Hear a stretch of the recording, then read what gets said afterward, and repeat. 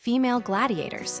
Beyond the myth of ancient Rome's arena, the Roman Empire conjures images of brutal gladiatorial combat, yet the question of whether women ever stepped into the arena remains a subject of debate. While less common than their male counterparts, evidence suggests female gladiators did exist, though their role was shaped by spectacle, social norms, and imperial decree. This article examines the historical record, archaeological findings, and underlying motivations behind these female fighters. The evidence, texts, reliefs, and artifacts, the existence of female gladiators isn't a myth, but the evidence is fragmented.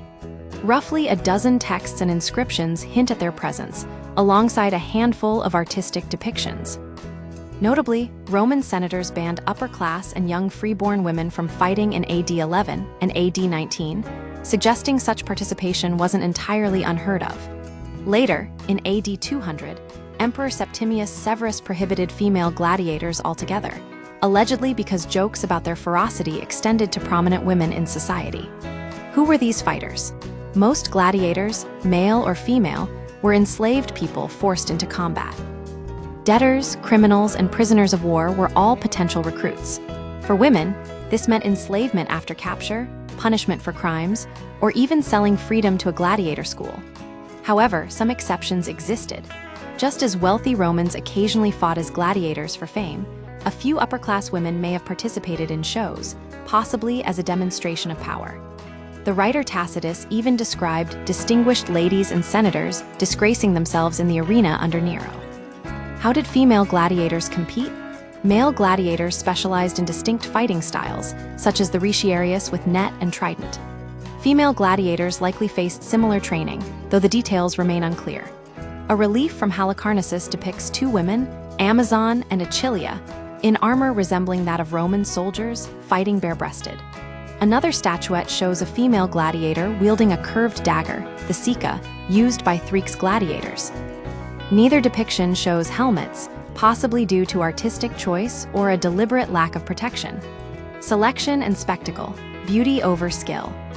The selection process for female gladiators appears to have been driven by spectacle rather than pure fighting skill. Nicolaus of Damascus, an ancient historian, wrote that the women chosen were the most beautiful rather than the strongest. This suggests that their primary function was to entertain and titillate the audience, with combat serving as a secondary element. Emperors likely controlled these shows, using female gladiators as exclusive, expensive entertainment. Rules and restrictions. Safety over death. The rules governing female gladiators may have been modified to reduce the risk of death. No written source mentions a female gladiator being killed, and no tombstone of a female fighter has ever been found, unlike the thousands documenting male gladiators. This suggests that the shows were carefully controlled, with restrictions on lethal combat. The lack of helmets and minimal armor may have been deliberate, designed to showcase the women's bodies while minimizing the risk of serious injury. Conclusion: female gladiators existed in ancient Rome, but their role was distinct from their male counterparts. They were primarily objects of spectacle, chosen for beauty rather than skill, and likely subjected to rules that minimized the risk of death. Their presence in the arena was a carefully controlled display of imperial power and entertainment, rather than a genuine competition of strength and skill.